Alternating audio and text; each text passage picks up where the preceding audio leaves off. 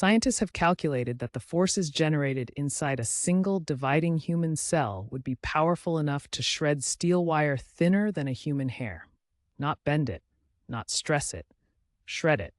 And you, shrunk down to microscopic scale, would be standing right in the middle of it. Before we even get to the tearing, the pulling, the molecular chaos of mitosis, consider this unsettling truth. The cell you would be trapped inside is not a peaceful little bubble of life. It is an industrial war zone operating at speeds and pressures that have no equivalent in any human-made machine.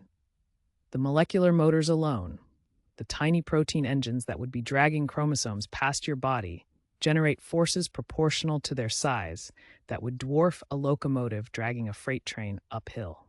So let us walk through exactly what would happen to you, second by second, if you were somehow miniaturized to the size of a large protein molecule and placed inside a human somatic cell right as it began to divide.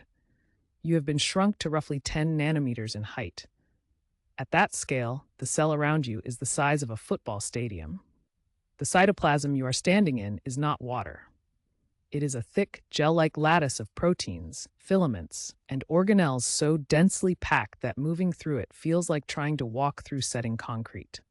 Immediately, your body is under siege from Brownian motion, the random thermal bombardment of molecules colliding with you hundreds of millions of times per second. At this scale, those collisions are not gentle. They are equivalent to being hit by a car repeatedly from every direction with no pause. But that is just the warm-up.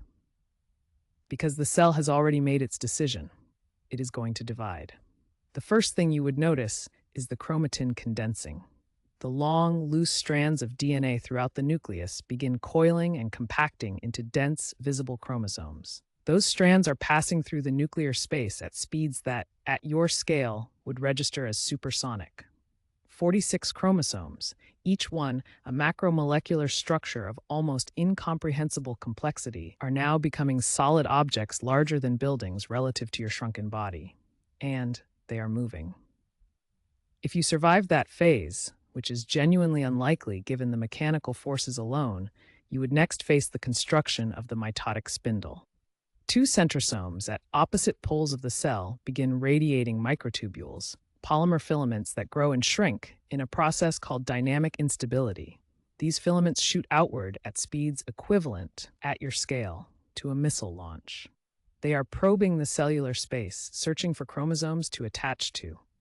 If one of them found you instead, you would be impaled on a rigid molecular spike growing at catastrophic speed, then just as suddenly dissolved as the filament catastrophically depolymerized. This cycle repeats hundreds of times per minute. If you are enjoying this nightmare scenario of molecular physics, right now is a great time to subscribe and hit the like button. We break down the science that most channels are afraid to touch, and we do it every single week. Now comes anaphase. This is where the real destruction begins. The mitotic spindle, now fully assembled, begins generating force. Motor proteins called kinesins and dyneins, molecular machines only a few nanometers in size, begin walking along microtubule tracks and pulling sister chromatids apart. The forces generated at each kinetochore, the protein complex, where microtubules attach to chromosomes, measure in the range of 1 to 7 piconewtons. That sounds insignificant.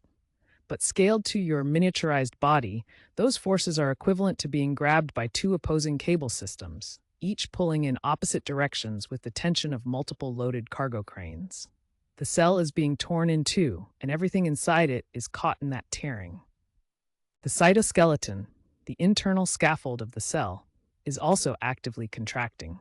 Actin filaments and myosin motors, the same molecular machinery responsible for muscle contraction, are forming a contractile ring at the cell's equator. This ring tightens like a noose, constricting with pressures that would, at your scale, be comparable to the crushing depth of the deep ocean. The cell membrane pinches inward. The cytoplasm on either side of you is being physically driven apart by forces you cannot resist.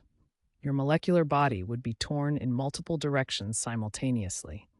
The spindle forces pulling chromosomes apart would drag you if you were caught in the cytoplasm near the midzone. The contractile ring would compress you as cytokinesis completes. The hydrodynamic pressure changes as the cell shape deforms, would crush and stretch you in alternating pulses.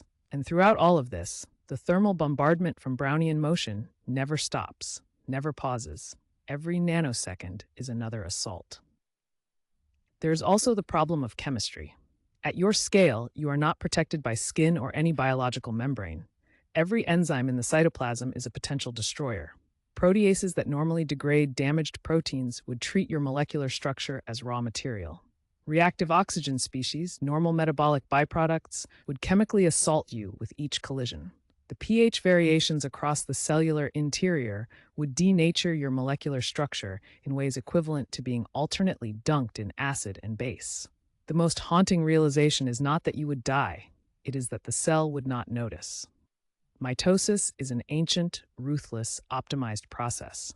It has been refined over 1.5 billion years of eukaryotic evolution. It does not accommodate passengers. The molecular forces that accomplish cell division are not violent from the cell's perspective. They are simply the ordinary, routine mechanics of life propagating itself. You would be erased not by malice, not even by accident, but by the sheer indifference of biology doing exactly what it was designed to do. The human body completes somewhere between 25 million and 50 million cell divisions every single second. Each one of those events contains the same catastrophic molecular forces, the same spinning spindles, the same crushing contractile rings, the same thermal bombardment. You are made of cells, and inside every one of them, right now, this violence is ongoing. If that thought stays with you the way it should, subscribe to this channel. We go deeper into the science of what is actually happening inside the body you are living in and the universe you are floating through, that every single week. The next video will change how you see yourself entirely.